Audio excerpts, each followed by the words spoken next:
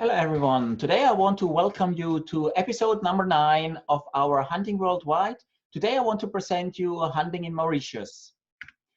In Mauritius there are very nice options for hunting. We can hunt here on the Rusa deer as well as the feral hawk, what you can see here. Both of these animals have been introduced to Mauritius a long time ago during the colonial time when France has had Mauritius as a colony. So they introduced both of the species to really have some food on the way when they were traveling with the ships via Mauritius to their colonies in Asia. The other options what we have in Mauritius beside these two animals is also for small game. So we have pheasants, we have hare, and many more that we can hunt in Mauritius. So the accommodation in Mauritius is very often in 4 or 5 star hotels, as you can see here. So you can have it with half boarded or with all inclusive, but you also have options to go in a hunting lodge, which is then only with bed and breakfast.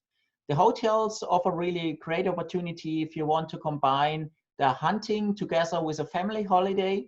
So you can stay, or your family can stay in the hotel, can do snorkeling and stuff, and you can go 2-3 days hunting, and the rest you can also enjoy in the hotel.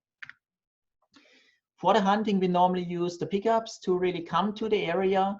The area very close to the hotels or the hunting lodges, even within the hunting area.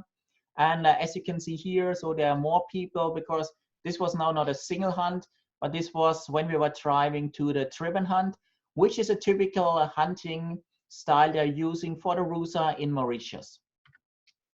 So here are some examples and impressions from the areas. This is a high seat that we have used for the driven hunt.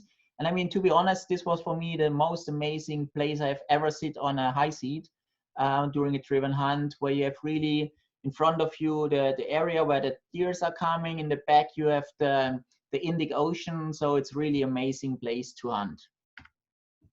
Yeah, these are some more impressions from the areas. This is an area where we also did a driven hunt. So as you can see here, there are also some mountains and trees, but also some open areas, so that the beaters always brought the deers out of the woods into the open areas, so that we as a hunter could select and shoot. This is an area where we can also do small game hunts. Here's some other areas. This is more like in the area where we normally do the stalking hunts. So as you can see here, also a lot of hills and trees. So normally then you stalk on the pathways, and then you select which animal you want to shoot. So here you can see a small group of Rusa deers, which is looking at us, and then you just need to select, is there an available stag in there or not. Yeah, this is another group, and this is not unusual for the Rusas, that they really stay in smaller troops like this one, where you have then 1, 2, 3 bigger stags and also some younger stags. But often there are also family groups where you have the stags together with the females. Yeah, and then if you're successful with your hunting, you either can do the stalking, as you can see here. This was one of the stags which we really were stalking with in the area, and then you're shooting from the shooting stick and the B-pot or tripod.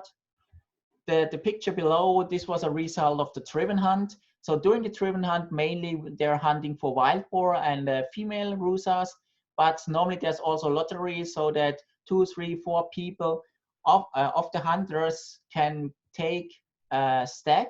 So if they're lucky and they get the draw, and then they can also hunt the stags, and that's what you see here. So these were 3 of the stags that we were able to shoot during the driven hunt. Yeah, the other options, as I said before, is the driven hunt on small game. So what we have seen here is hare, some partridge, and also pheasants.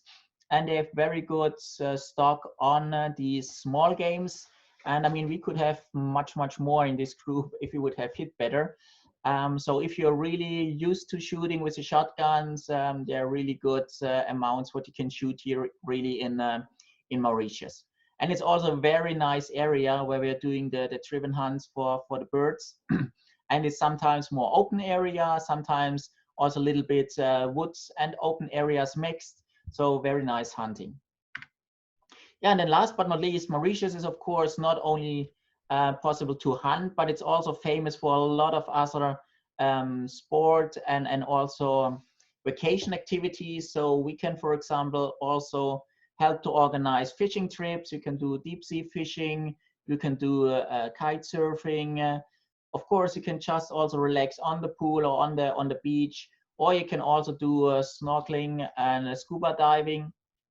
So there's a lot of opportunities what you can do in Mauritius outside of hunting. So it's a perfect place to really organize, combine your hunting trip together with your family holiday.